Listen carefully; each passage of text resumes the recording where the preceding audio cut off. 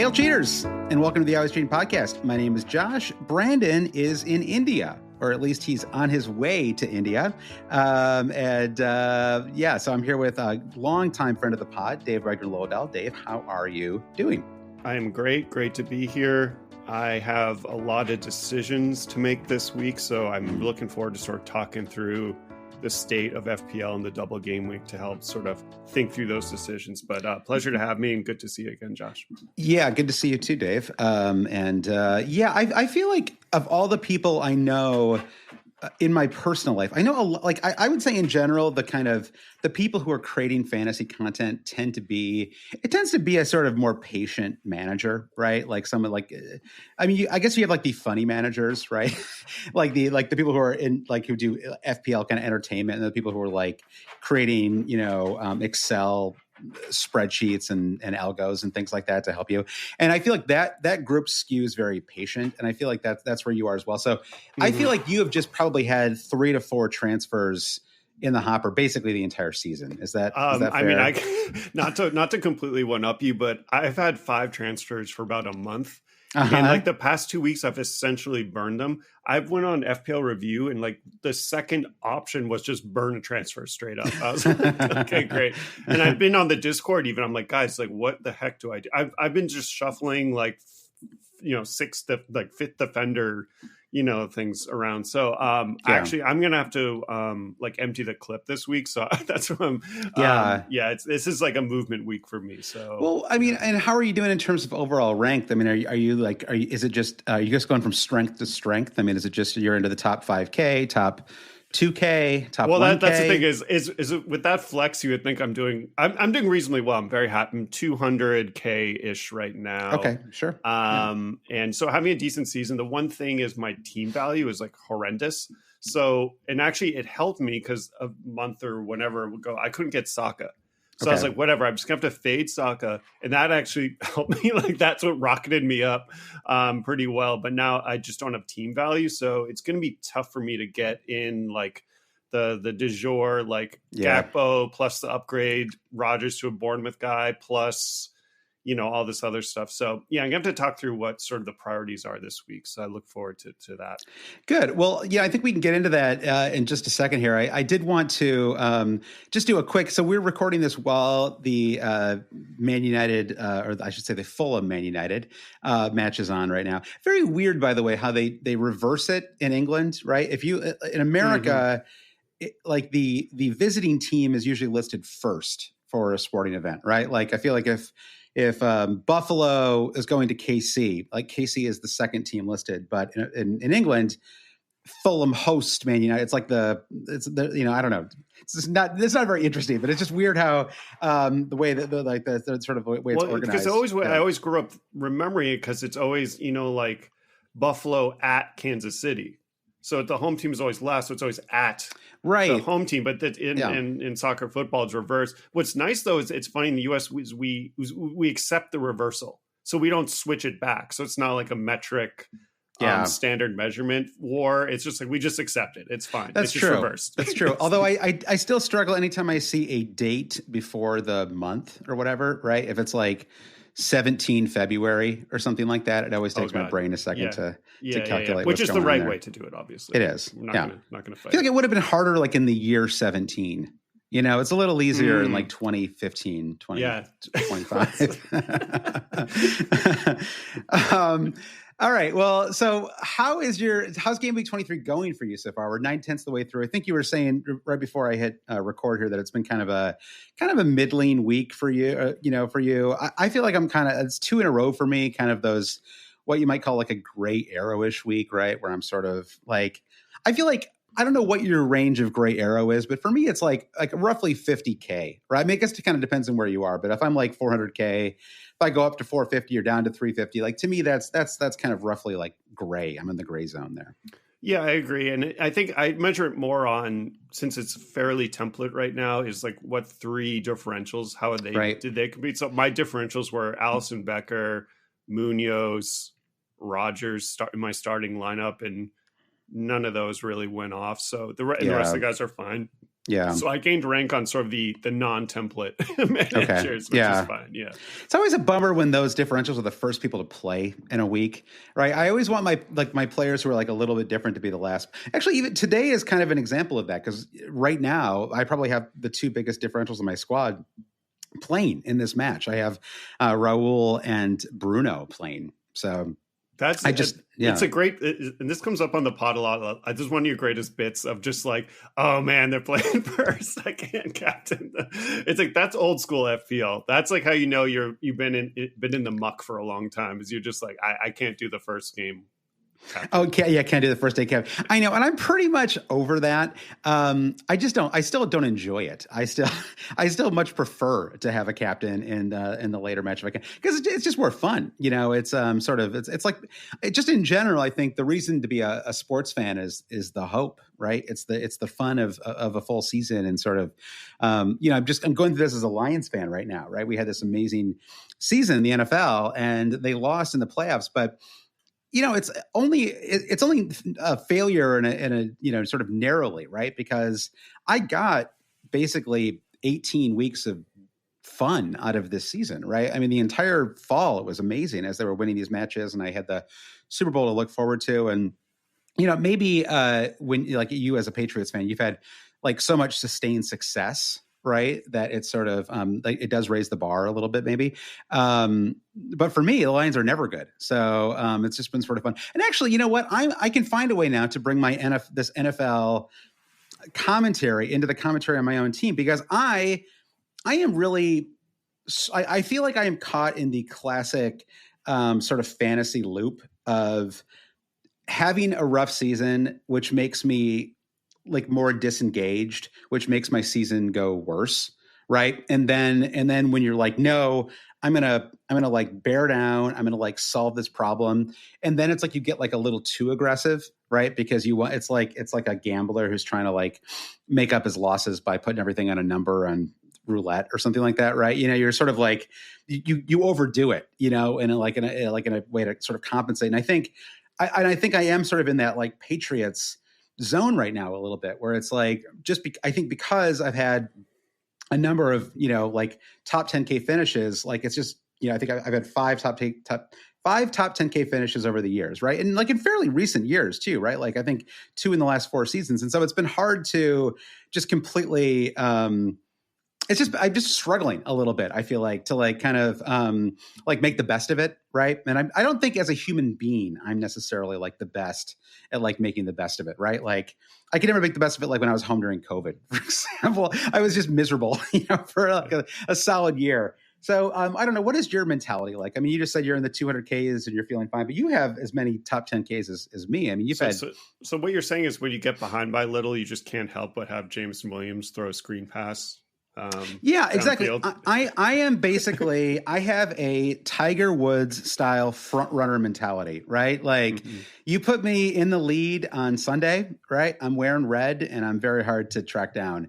If I'm chasing a title on Sunday, it's going to be very hard for me to come back and win. Right. It's sort of, I kind of need to be off to a hot start. It's just like the way my personality works. And then if I do that, then it's like it's like if you're like a race car, like I feel like I'm very good at like finding my lane, and sort of like not giving anybody any air, behind me.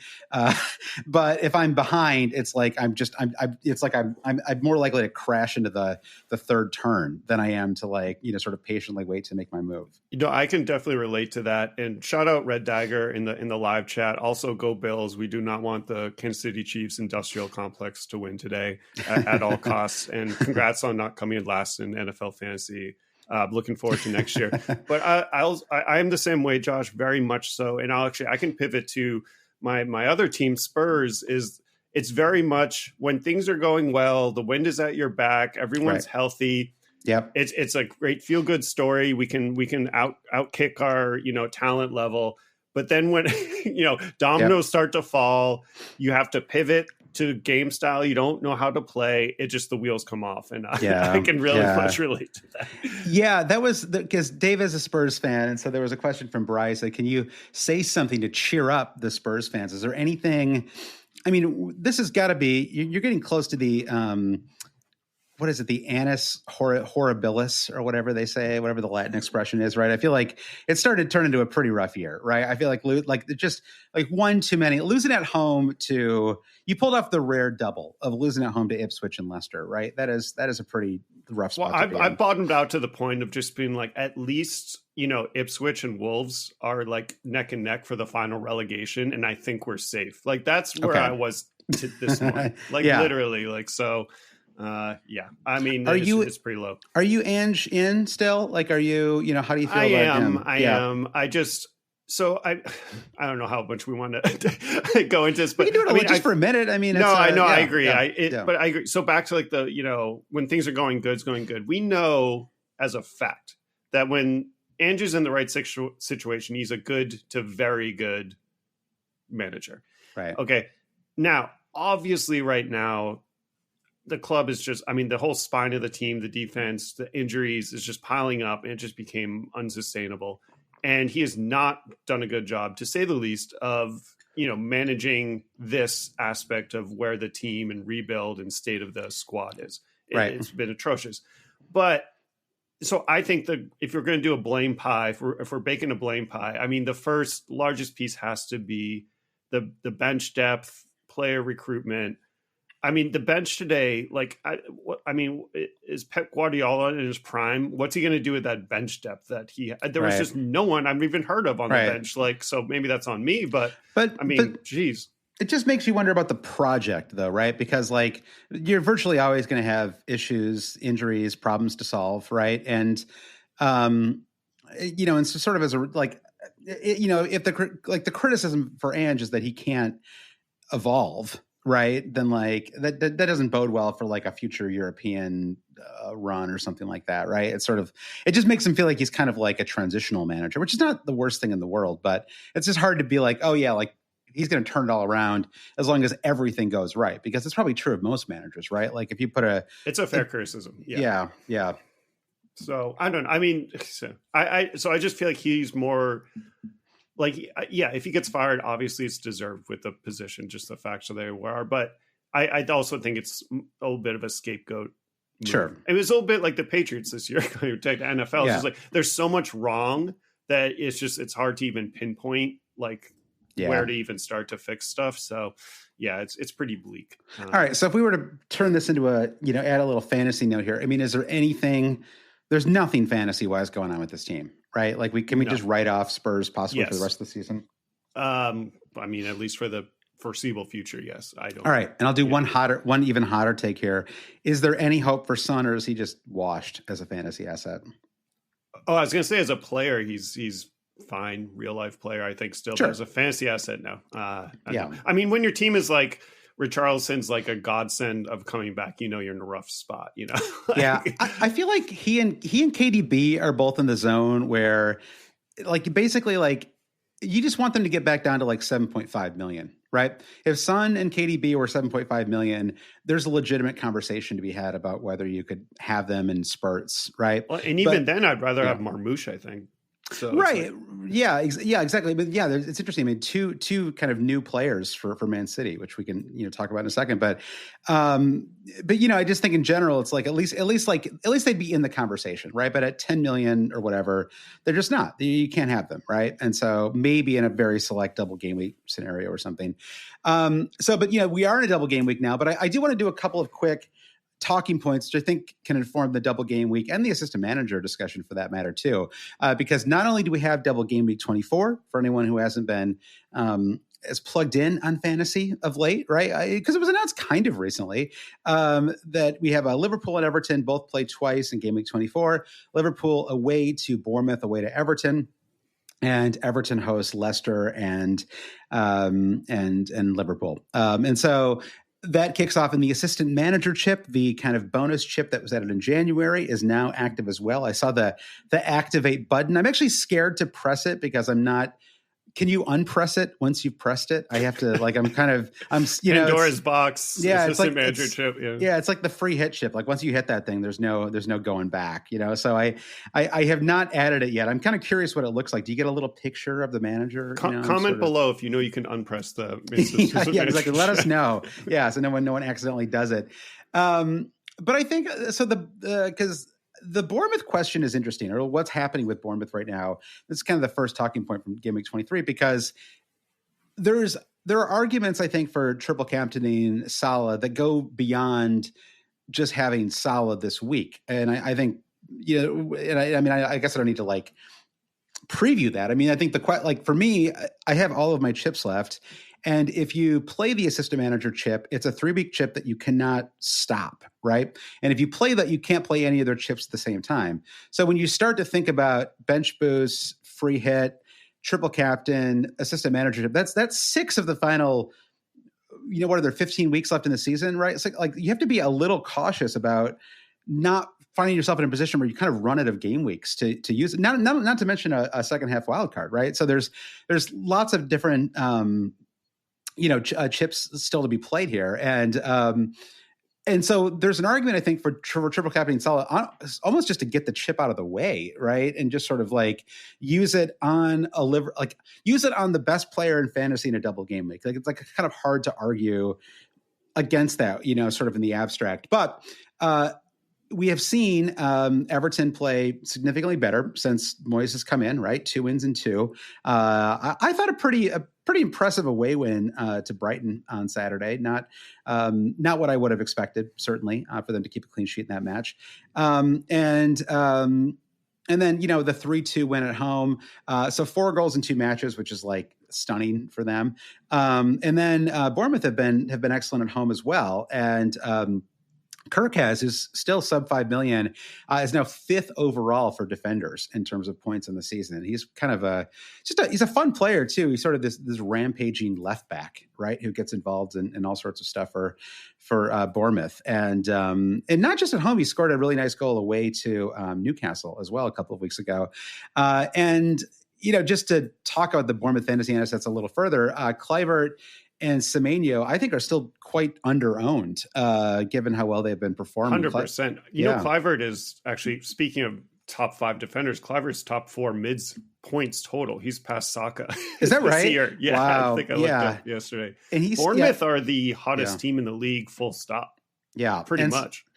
I mean, Forest are in the conversation for Champions League, and they destroyed it. Exactly. Yeah, exactly. Forced to be the other team in that conversation, right? And they just destroyed. And that, really impressive win way to Newcastle a couple weeks ago. So does that make you feel like it's sort of does that give you pause for a possible solid triple captaincy? Just the fact that Bournemouth, quite good form, played well at home, have given some teams trouble. I know Chelsea struggled when they were there, several weeks ago. And I don't know, and then Everton away. I mean, it's a Merseyside derby. Those matches can be kind of all over the place, right? You can sort of, lots of different outcomes can happen in that one. So does that make you feel like it's just kind of out, or does it not give you pause and you're sort of fine? Speaking of Chelsea, why can't they get a good goalkeeper like Kepa? Am I right? I mean, I know. Yeah, well, exactly. I know they should look for him in the market. Maybe I think he's still on loan. I think he can't play against them because okay. Well, there you go. No, I played my triple captain last year, so I've been sort of out of sight on mine on the chip talk. But no, from what I think solid triple captain this week is a complete no brainer. Okay. If you have it, I would say if you don't play it, I think that would be almost on the silly side, because your point on the assistant manager, if we want our assistant manager dopamine, hashtag make fantasy fun again, assistant manager chip, I think we want to play it on some sort of mid-table team or get that table advantage in play. I don't think it's very fun to play it on Liverpool. No, and I don't even think the maths on it very well. So no, I continue to think that Man City are starting to feel like the team that might make a lot of sense, because they're in this kind of rare position of being one of the best teams in the league, but they are actually in a mid-table position, right? Where they're capable of, their wins are going to matter more. And in terms of the value of the system managership, obviously they're capable of putting a massive number down in terms of goals as well. And They even occasionally keep a clean sheet once every 15, 20 weeks. And so there's like a little bit of a window there as well. And so I think, and also like most people will not be tripled up on Man City, right? The other kind of catch with the assistant managership is that you cannot play it if you have three. Like if you were considering going with Arne Slot, for example, for the assistant managership, you can't be triple up on Liverpool, right? Already, and in order to play that. So yeah, it takes up a slot. Yeah, a little bit of a catch there. So just before we move on from the Bournemouth assets, so Kluivert underowned, as you said, in just hot form, great player. Semenyo, our good old friend, still in the conversation, maybe a little bit even more X minutes. We know and love him. Also, very good pick, same price, definite option. You don't have in the running order, but you have to mention Utara, who's playing as the 9. And he's 5.0. So hat trick. Yeah. Is that good? Our hat trick's good. So, I mean, I think Kluivert is, I guess, the sort of no brainer, but I don't think, I think Semenyo and Utara are easily equal. I think you could pick any of the three, if not maybe like double up if you want to have fun, but do you have a lean there? Or? Not really. I mean, I guess, so Evan Nilsson is just out indefinitely. We don't know how, I guess he's just, unknown return date. So I mean, I guess it's an interesting question. I mean, certainly like the floor seems highest for Kluivert at the moment. But Utara at 5 million out of position forward. That's pretty appealing, right? It just it's pretty easy to slot. Yeah, they have a great, honestly, it's a game week 25 question to a degree, because they have a really fantastic, once you get past the Liverpool match, they have a fantastic run. Southampton, Wolves. Oh, Brighton, one is essential, I think. Yeah, especially next week. Yep. Yeah. So, and so I think, I guess I would lean Utara just because I just have a little bit of a fetish for out of position players, right? Out of position and cheaper. I don't know. What about you? Do you have a strong preference there? I was leaning Kluivert, but again, I'm going to have to think about it. Maybe I have to read some Bournemouth fan blogs or something to get the idea. I guess it is. We do have an extra week because I mean, Liverpool have not been. I mean, they leak a little goals, but an extra week wouldn't hurt, I guess, to observe and make the final decision. So and Semenyo has a lot of value just because he takes so many shots, right? He's he's just super involved in the attack. So I agree. I mean, I think you could genuinely look at a possible double up there, and I think there's some value in that. On to Everton. So I mentioned they won 1-0. And Jai wins the Everton forward debate, sort of by default, with Calvert-Lewin going off in the 20th minute with a hamstring injury yesterday. So I foolishly brought in Calvert-Lewin. I didn't start him, but I just brought him in to free up money to bring in Trent for this weekend. And so hey, buddy. Yeah. Buddy, me too. Did you? Okay. All right. Good. All right. Misery loves company. Very frustrating. And it was, I didn't really, honestly, I kind of just went with the Mikel Takvam. He had him above Njai on the chart, and I was like, okay, fine. I didn't really have a strong feeling one way or the other.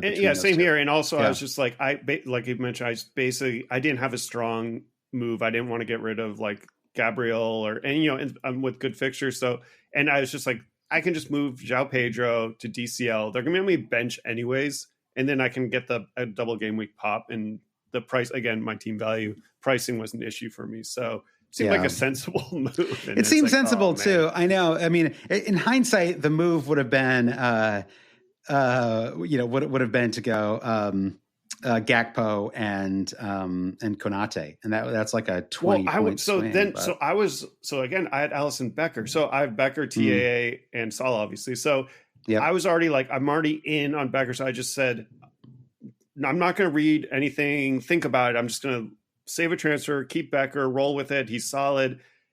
And then it's just I should have thought more about it, because it's if Gakpo is a better move, I don't want to be stuck in take lock that I have to keep Allison. So yeah. in hindsight, I should have thought about being more flexible there. See, again, and this goes back to the like attention loop stuff that we're talking about, right? Like if you were 27K right now, right? That's probably like something that you're like dedicating like a solid hour or two on like Friday evening, right? Like sort of like just sort of like looking, like thinking it through and getting some, like soliciting some takes and things like that.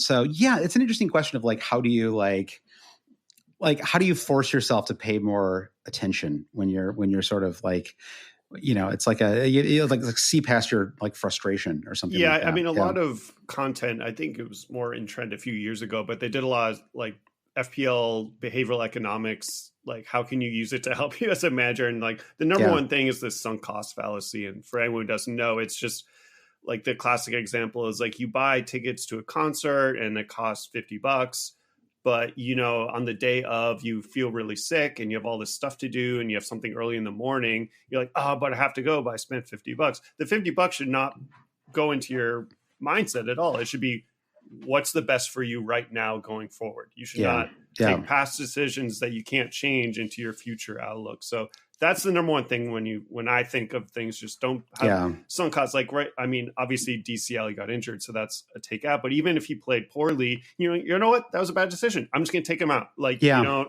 have to double down on a bad decision. Exactly. And that's really applicable right now, because the easiest thing for me to do, I only have one transfer right now, is to just go for, to go Calvert-Lewin to Njai. And there's a part of me like yesterday when I was sort of frustrated, I was like, I'm just not even going to, I'm just going to like punt on him. Right. I'm just like not going to deal with it. I'm going to solve some other problem. But it's very likely that, and I have to like look at this a little more over the next couple of days, but it's very likely that the most sensible move is to just go like for like, right? They're exactly the same price. And so there's really no, it's probably the most logical move. I mean, if I had $2 million in the bank, sure, I could look at Gakpo, right? But as is, it's a little bit tricky. So, what about other options on Everton and on okay? So, like the double game week is coming up in 24. I'm going to kind of I guess I'm going to move ahead the game week 24 preview a little bit here. We can talk about the assistant manager stuff a little bit later, but we have a pool of assets that play twice in game week 24. If we were to start with Everton, right? We talked about Njai. Do you feel like the Moyes, like obviously there's always like a little bit of a new manager bump, but I mean, is there anything we sort of know about Moyes from, I wouldn't necessarily go back to his time at Everton, right? That's too long ago. Basically everybody's changed, but like from his time at West Ham that like would inform the way that you maybe think about his assets, like on Everton, and how we might deploy them, like players that might be more valuable or less valuable? Yeah, it's a good question. I did buy into, well, obviously we both bought in DCL. So I did buy into the hype of, and the manager speak of, we're trying to feed him. We're trying to get him going. Right. I bought into that. And obviously like he scored. So like, sure. I was like, this seems like a, and we say what you will about DCL in the past, but like, I did buy into that a bit. So I was willing to do a small bet on that. And again, like this is your eighth attacker type thing. And it's not, if it goes poorly, the worst is it's like burn a transfer to move. Right. But I don't know. I think I would rather, and this was kind of thinking even last week before I was thinking ahead, if team value wasn't such an issue, I think I'd rather have Vissa on Brentford, who's 6'3" and Jai's 5'4". I think I would rather just make that move because ahead of the looks Spurs a lot game. Better. Yeah. Almost scored. Got a really good chance. Was it today or yesterday? Games are bleeding together, but looks really, like a better asset to have. So I think I'd rather go there. I'm not super jazzed about going back to, and this isn't my sunk cost. This is just, I don't think I'd rather go back to the well on the Everton attack. But I would consider going. I'm literally considering going Allison Becker to Pickford this week to open up some options. I mean, again, I want to keep everything on the table. If you've got with five transfers, it's not crazy, right? I mean, I feel like that is what. Yeah, it's actually interesting. It really makes me feel like I need to, I don't know if I could change my mindset enough this season to do it. But like moving forward, I really have to think more about the value of. I mean, you essentially have a wild card right now, right? A kind of bonus wild card. Essentially. Yeah. Well, the thing was too and this is what you mentioned on the pod of a number of weeks ago, is like we know over the years that big at the back, large money on defense is not good. Right. But there was an inflection point in the game when Holland was not doing well, when it turned into a pick'em game for a couple of weeks when price was not an issue. Right. So I just went in on defense. I'm like, sure, I have money to burn and there's no other place to put it. So now I'm starting to unwind it. And so that's another reson to do that as well. The kind of Arsenal triple up, things like that. Yeah, exactly. Yeah. I think that it's, I really don't know. I wish that my boy McNeil was available, right? It's like it would have been a really fun time to have him, given his like kind of resurgence in form. I guess he's been out for quite a while now, right? Yeah, he's been out since game week 14. I didn't realize it was that long. Yeah, it's serious. I saw that. Yeah. It's a shame too, because he had 3 goals and 5 assists in the first 13 matches. Like he was he's heading towards a fantastic season. So I think defensively. I wouldn't overthink it. I would just go with Mykolenko, who's the cheapest player, has a little bit of attacking potential. I don't know why you'd go for Young, who's old enough that there's a chance of some rotation. Tarkowski's fine, but I just don't know why you'd pay the extra $0.4 million. Yeah, it's pretty neutral. Yeah, I would go 4-3. Same with Branthwaite. But yeah, I think Pickford makes a lot of sense too. He's only $5 million. If I could go there, I don't think I'm going to be able to do it. I'm going to be like 0.1 short, but Henderson to Pickford for a hit would actually be something that I would at least consider. Oh, I would consider that. Yeah. 100%. Yep. Yeah. And they play away to Man United in game week 24 as well. So it's not like I'm passing up some. As a Munoz owner, I would definitely go for that. Yeah. I'm so done with that. By the way, quick update. We are still at 0-0 through 36 minutes in the Fulham Man United match. So one of the few times, like I would say of the roughly 500 episodes that we've done of the main feed of the podcast, maybe like 3 or 4 times ever have we recorded while a match was actually going on. So it's a little I'm a part of history. Yeah, you're part of history. Exactly.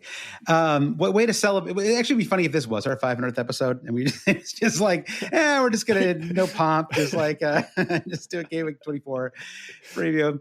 It would be on brand. Yeah. So I'd say Pickford, Mykolenko, nobody in the midfield. I would not try to talk yourself into Ghana or anybody or Decore. I just don't think there's I mean, any of those guys could pop off and score a goal. Like this is, the outcomes are not determined, right, for these matches, but it seems very unlikely that you're going to get anything there. And so I don't think they're worth the long shot of even with like 5 transfers. I don't see a lot of value there. And then enjoy up front. And then it is okay. They actually do have pictures because I'm on the website right now. I'm scrolling down and you can pick all the forwards, or I can pick David Moyes as the manager, Dave. And so I wait and see this. Yeah, so there's a little picture of Moyes. Oh my gosh. Oh, here we go. Oh yeah, this is great. Yeah, they squeeze it. It looks like he's squeezed into he's like in the first Star Trek movie, when they're look at Pep's picture. He's wearing like streetwear. Yeah, it's a cool, I like the I'm not a big fan of betting names on kits in general, right? Just because I just think they look kind of tacky, but it's not a bad look in general. I like it.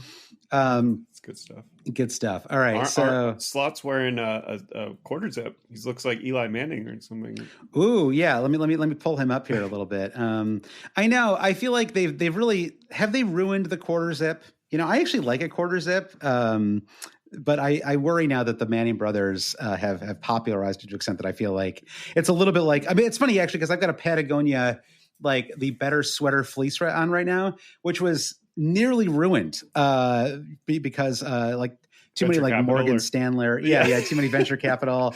And I work in Midtown Manhattan in my real job. No, it's not a vest, so you're safe. You're still in like a Subaru hiking. Yep, exactly. It's giving that. It's not a vest, so I think you're safe. Yeah. If you're in Europe, I think the quarter zip you're still safe. In the US here, it's totally. Little if you're at Davos and you've got a quarter zip on, I think you're fine. You're in the right territory. But I did actually hear that Patagonia stopped doing custom branding. They will not like they will not create 1,000 of these for Deutsche Bank or anything. You have to outsource it. I guess. You got to outsource it exactly. So just go to Printful. Make up your own. Yeah, Patagonia is like the Ben and Jerry's of fleece. There, it is. Like they're ethical.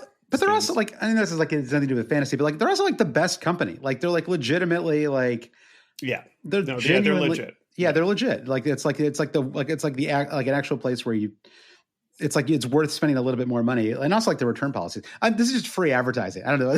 It's a bonus. Patagonia, if you're out there, if you're looking for sponsorship opportunities, hit up hailcheaters@gmail.com. I'll always ride for LL Bean. I'm a New Englander, so they also have lifetime returns. So I like LL Bean as well, and I've been to the boot in Maine twice, and had a great time both times. There you go. And they need to do more collabs. They did a cool Todd Snyder one a little while ago. All right. So moving on to Liverpool, who also double in 24. We have a couple, they're the obvious candidates, of course. We talked about Salah and the triple captaincy. I think Konate versus Van Dijk. I feel safe enough now with Konate as a starter that it's probably, I don't know. I mean, is money ever really no object, right? It's always a consideration, unless you're planning to wild card like the next week or something. So, can you make a strong argument for Virgil over Konate? No, no, not really. I mean, they're both fine picks, and like you said, if money was no object, sure, you'd go Virgil, but I don't. Yeah, I would go Konate as well. That's how I feel as well. I mean, I do think that you get probably like a little more XG from Virgil. I think he's a little. Yeah, more I mean, what is corners. It like a 5% chance at a goal? Exactly. What's his anytime goal odds for Virgil? Yeah, throw a $5 on it right now. Yeah, exactly. It's probably 1 in 20. It seems that's probably about right. So I would get limited on DraftKings if I tried to bet that. That's how long shot it is. Yeah, exactly. I did successfully pull off a Saliba anytime a couple of weeks ago, and that was was probably like a plus 100. No, it was like plus 24, and it was the luckiest goal because it literally bounced in off of, it was like a ricochet off his knee, like the ultimate. It was the ultimate Saliba goal, really. He scored I think he scored like 3 goals in his career for Arsenal, and it's like he has a couple of like lucky deflections, and then he has this brilliant like edge of the box like that fell to him. This is like I think his first season last year. It was an incredible goal. And so anyway, all right. So speaking of lucky goals, I mean one of those Gakpo was just a deflection tap in. So let's not get way ahead of ourselves. That's true. But the other one was really good. So and he's in the mix, right? And so I think, so I mean, if I were ranking defenders, I would go Trent, Konate, Virgil. I would probably avoid Robertson. Maybe I'm just like too cautious, but to me, the Tsimikas rotation risk it's just a little present, right? It's not that much of a worry, but it's enough that it knocks Robbo below Konate for me personally. I mean, speaking of washed, I mean, come on. He's had a good season. I mean, he's been good mostly, but he's fine. But he's not the old Robbo. He's not Robbo. He's now Robertson. No. Yeah, he's not Robert. That's true, actually. Yeah, that's how you know somebody is washed is when you stop using their nicknames, right? It's like once we start talking about Alexander Arnold in a couple of years, we'll know it's really over for him. Kevin of Bruyne. Once we start saying the full Belgian. All right, so Mohamed Salah. So what do you think about Luis Diaz? I mean, he's 7.5 million. He is a fairly assured starter. I know, obviously, like there have been moments when he's been rested or pulled early for matches. He's been slightly inconsistent in terms of returns. I don't know, general thoughts on him, and then maybe if you want to add some thoughts on Szoboszlai as well, because Szoboszlai was in kind of a slightly more, maybe he's been doing this for a while, but maybe I just noticed it yesterday, but like a much more advanced role for him in that Ipswich match yesterday. He was really, really involved in the attack. Yeah, fair enough. I mean, I think with Luis Diaz, I think I'm going to go Don Draper and just be like, I don't think about you at all, really.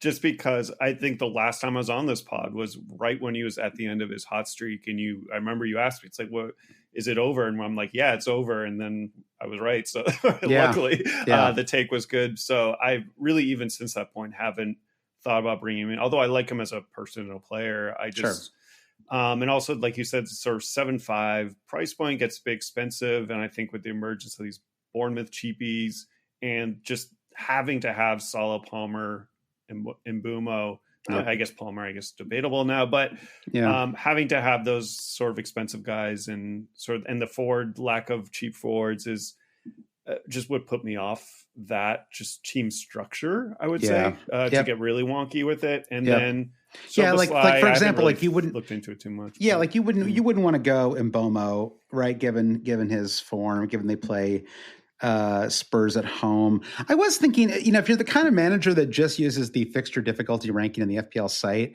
I do think it can be a little deceptive sometimes for a couple of reasons. One is I don't think they update it. I was going to say they haven't updated since June of 2024. Yeah, and also they don't differentiate between attack and defense, right? So like a fixture that's like a 3, like let's say.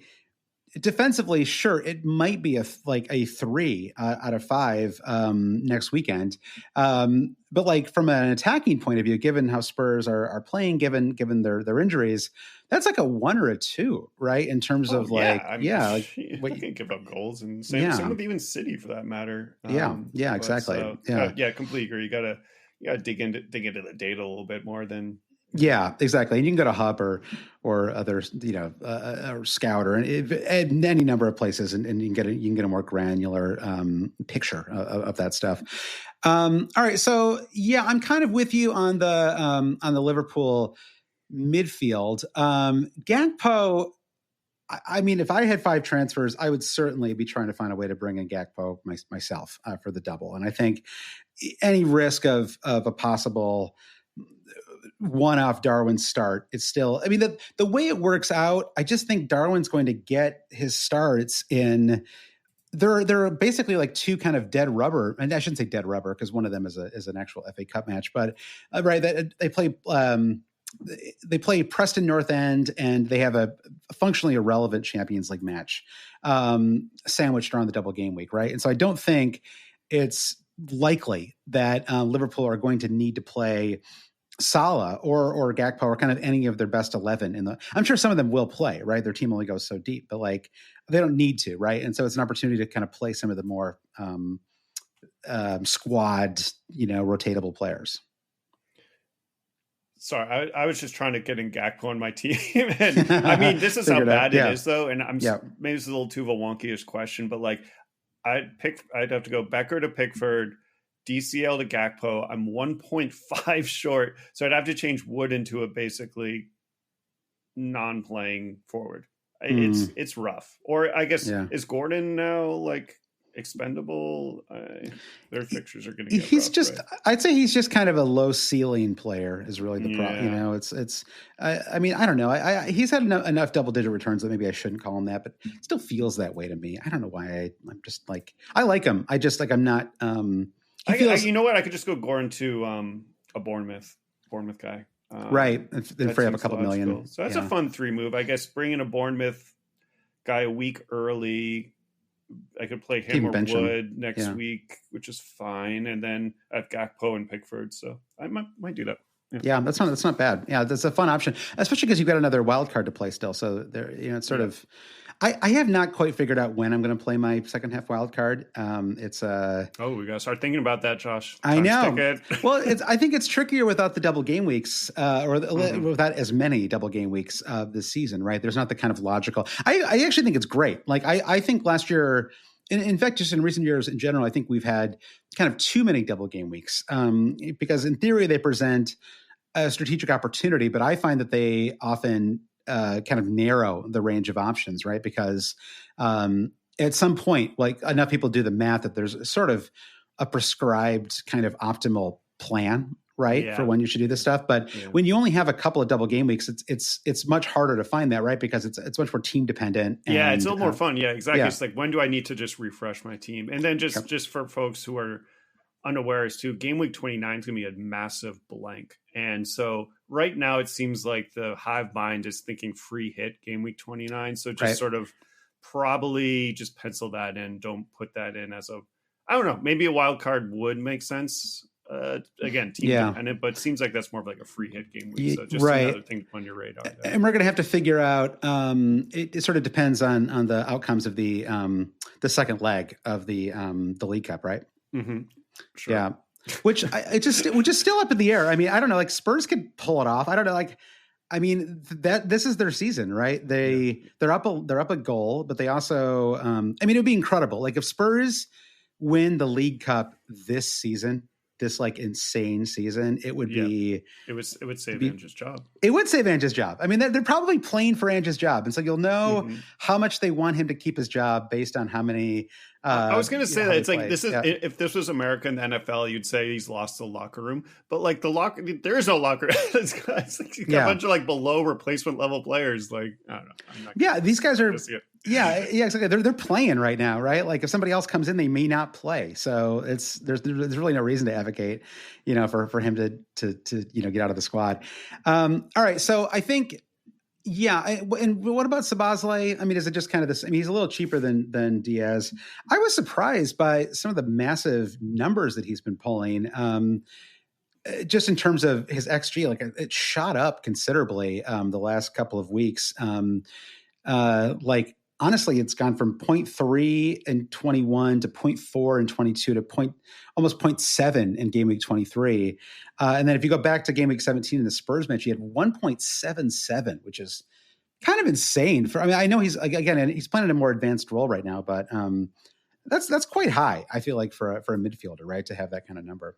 I mean, you would always take that. I still feel like it feels punty. But I mean, that's not a bad thing in a double game week either, Having one double game week punt can be a lot of fun. I think Njai might end up being that kind of quasi punt, right? I mean, even if like the sort of, well, first of all, I don't think his ownership's not going to get that high, right? Just in general, even if the collective FPL hive might all go for him, he might jump up to 9% owned or something like that, right? So it's still going to feel like a massive, like a massive difference just to have him in your squad.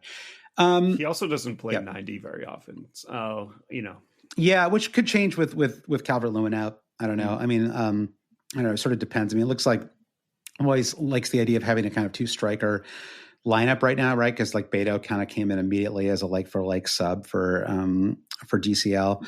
Beto, never really worked out for him, did it, Dave? You loved him too. We had so much hope. I know you did. Like you named your team after him for many years in a row. I remember, and it was. There was a time when we could just pick out a governor of a neutral state, and exactly, and just let it ride. And those days are long gone. I know. We need a player named Waltz in the Premier League this year, don't we? It's. All right, so just a couple other quick thoughts before we talk about Game Week 24 proper. I mean, we kind of covered the big double game week stuff already, but I was impressed with Isak again. Scores a brace. Obviously, they're playing Southampton, but still another impressive performance. Not really a captain option for game week 24, given the double. But moving forward, I think you have to sort of put him in that he is broken through, I would say, and sort of put himself in the conversation with Salah and whoever else is kind of in form at the moment. I mean, it seems like Palmer's dipped a little bit, but I guess he and Salah, I'd say, are kind of and the your two. Boy Foden. Foden too. Yeah, I mean, throw him in there as well. I mean, Foden is actually even more fun because his ownership is still crazy low. I think that it's. I mean, let's play a little game here. What do you? And I know this is like can be a little deceptive because it's doesn't necessarily account for like engaged managers. But what do you think Foden's ownership is right now? I have no idea. Okay, so this is just overall ownership in FPL. Teams selected by a percentage, just using the actual site number. Yeah, the site. Yeah. What's his? Oh man, I'm trying to think of what the max he got up to this year. It couldn't have been more than 35 this year, I feel like. So right now, maybe it's like 20. 8%. Okay. He's 8% owned, which I don't know if they've always done this, but 8.3% ownership is enough to put him 13 out of 328 midfielders in terms of ownership. That's an interesting. I had never really thought about that before. That to be 8% owned puts you in the top 15 in terms of midfielders. Like, what an interesting, it really shows you how varied it really is once you get past the top. That's what we call a long tail, Josh. There is an extremely long tail. I mean, for 8% to be, near the whatever that is, the what percentile would that be? I mean, 13 out of 328. It's like top, whatever it is, top 5 percentile, higher than that. I don't know. You're the math guy, Dave. You tell me what I think 8%'s in the 8% percentile.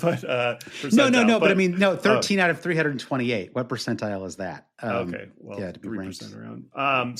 But do you like those tweets every week where they're like, look at this manager who triple captained Utara this week? I just ignore that stuff. It just drives me. I drives me a little crazy. Well, this is like the kind of stuff. I mean, to me, it's like when I think about like the best seasons I've had in fantasy, I feel like I rarely, and this is probably, I suspect this might be true for you as well. I rarely, like, we're in another mini league of ours, like another like private mini league where they give out $5 every week to the manager that finishes, look at the top score, right? And there's 50, 60 managers in the league. And I can go multiple, even like my best years, I can go the entire year without ever winning that award. I was going to say, I didn't even know that because exactly.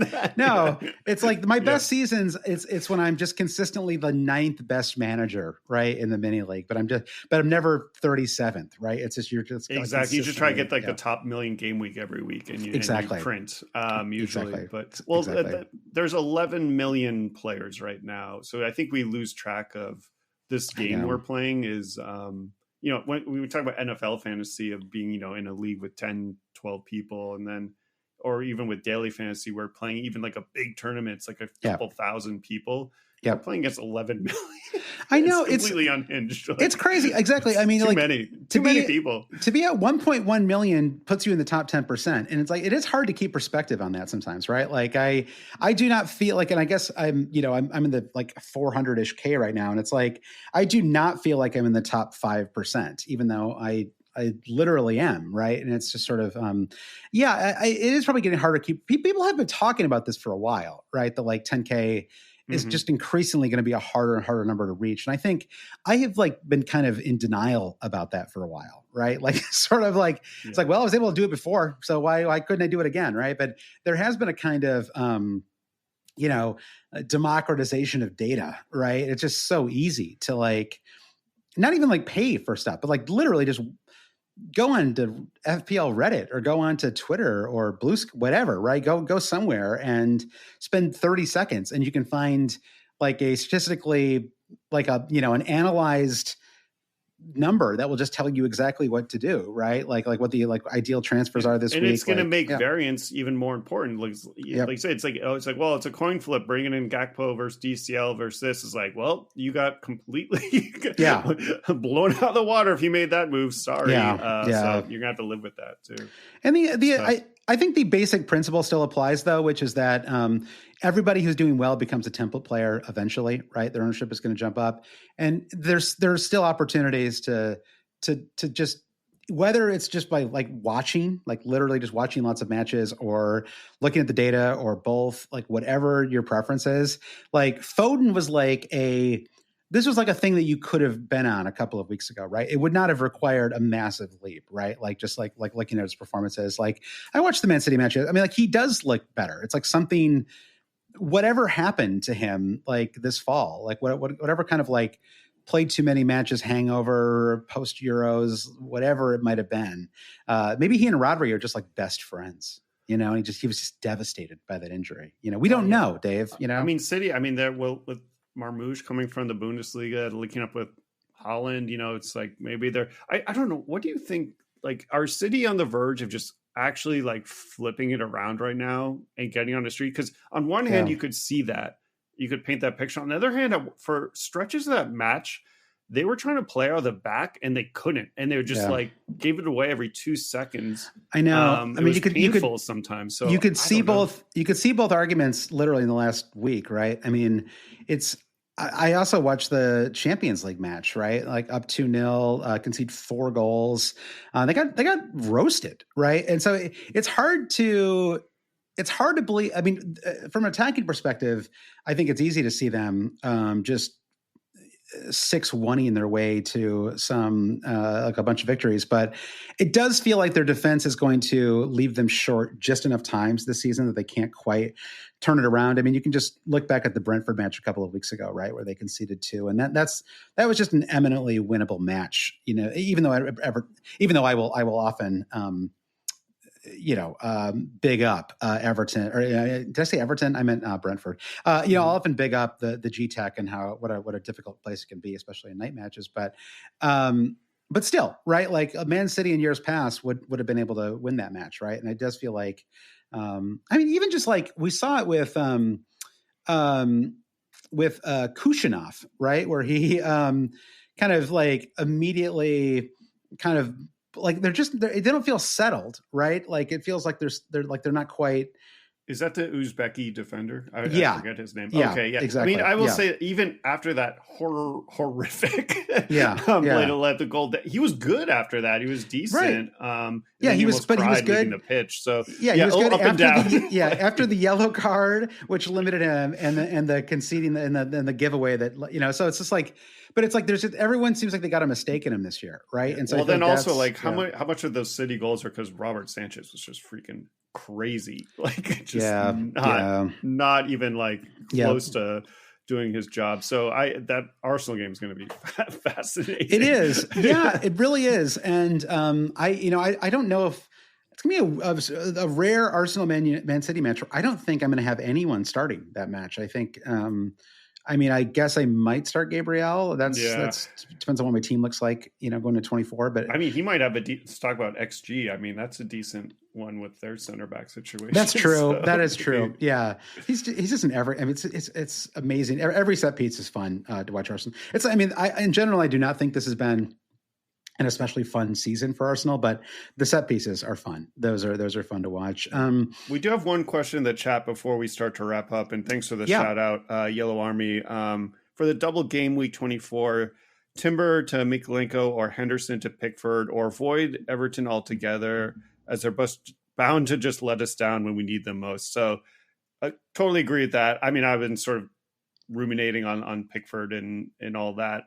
Yeah. I think it's perfectly fine just to fade Everton. I mean, you can never go wrong there either. They're even in the table with Spurs. So, I mean, I don't. Oh, yeah. It's absolutely. Fine. Yeah. And even the clean sheet, I don't have the exact XG data in front of me, but they had there were a couple of, I was watching the quad box, Brandon.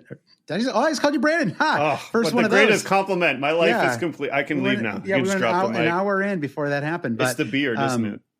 I think it is, yeah. But Matoma had an amazing chance early in the second half. Brighton certainly could have scored in that match, right? It wasn't like they were like the steel curtain defense or something. That said, Henderson to Pickford, I think is a good move. Yes, 100%. I love it. Yeah, exactly. I agree. All right, so let's move on to. I think we're good on. Just a quick shout out because we kind of forgot to do it earlier. So an hour in shout out to our Patreon.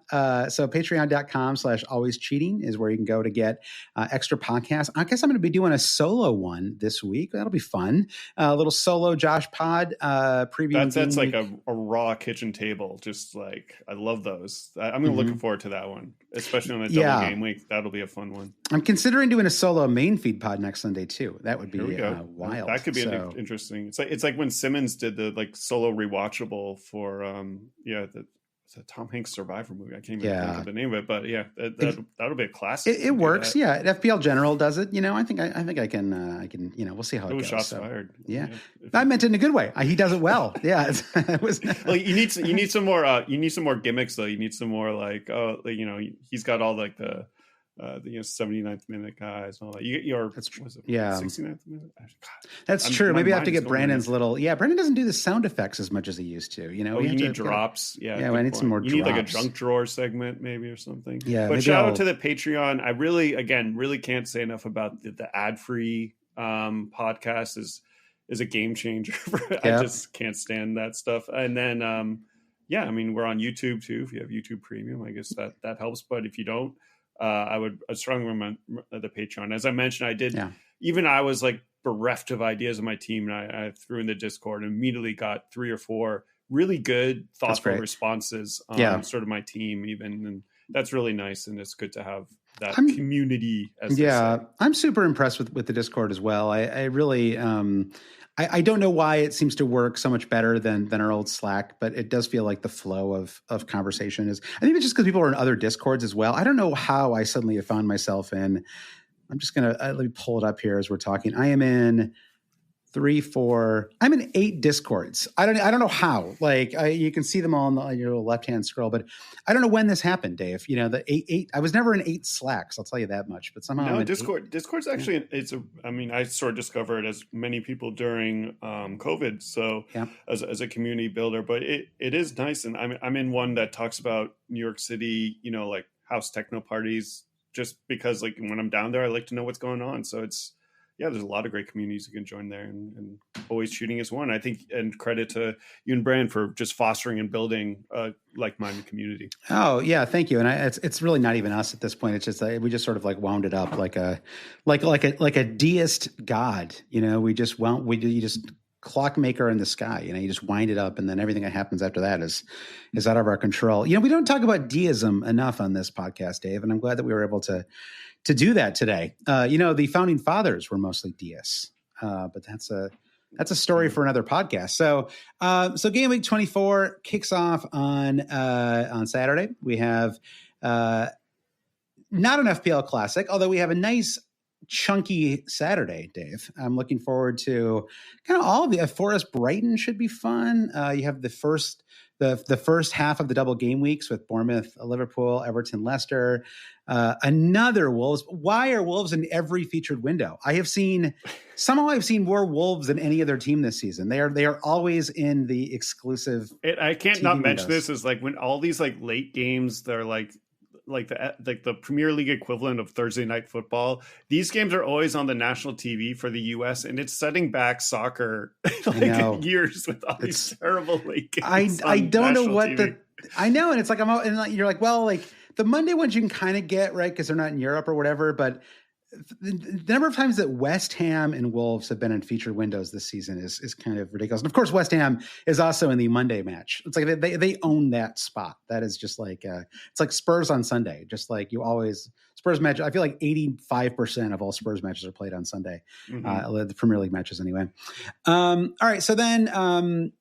And then Sunday we've got the Brentford Spurs, of course. There they are again. That is not a good fixture for Spurs, by the way, right now. Talk about it. Terrible timing on that one. Oof. That is a tough fixture. Arsenal, Man City, I mean, I know some people, I suspect it was more true a few weeks ago, not as true now. I personally, I got rid of Timber. Ended up being a like-for-like transfer, Timber to Trent, in terms of points this week, but because of the late clean sheet that Liverpool conceded or that they dropped. But I mean, like, I don't know. I'm trying to think of who else you would have outside of Gabriel.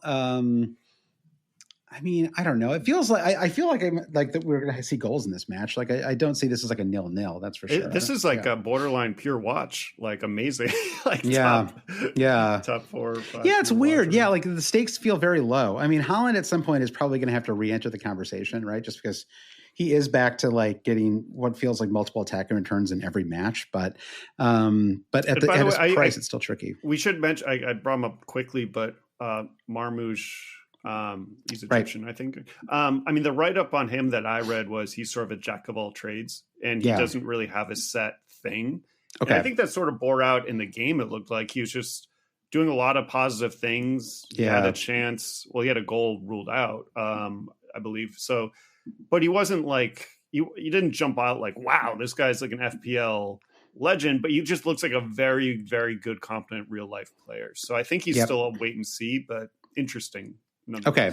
Yeah. And I haven't watched him enough to really have like a sense yet of, you know, like what kind of value is there, but he's classified as a forward, which is could be useful long-term, right? 7 million is a little pricey for a punt.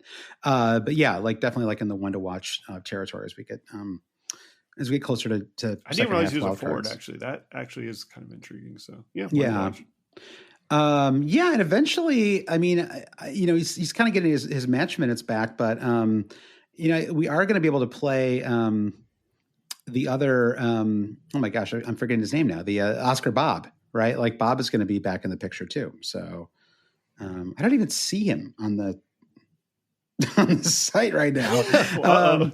He's somewhere, right? He didn't get moved, did he? In the January or something? I don't know. Like, we'll solve the mystery of Oscar Bob and why he's not on the site right now. I just keep thinking of Bob Durst, like Bob.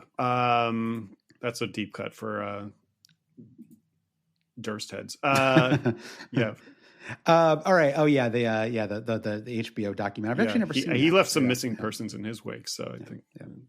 All right. So on the assistant manager chip, you and I are both kind of this is kind of our final thoughts here, Dave, which is that, I mean, some people want to play it this week. I don't think that playing it with David Moyes is a terrible move, but I don't love it because I don't necessarily see them keeping clean sheets in either match, nor do I see them scoring many goals, nor do I see them winning the match, right? So the sort of appeal of the double game week and using it on Moyes does feel like you have the chance for for them to knock off a larger team, especially Liverpool. Like if they were able to win that match, that'd be massive. But it feels like a little too much of a gamble for me to use it on Everton. I agree. I feel like, again, the move is going to be pick the mid-table hot team du jour and roll with that as the chance to sort of boost rank with the assistant manager. But I don't know the timing quite yet on that. But. That's exactly. And it may be that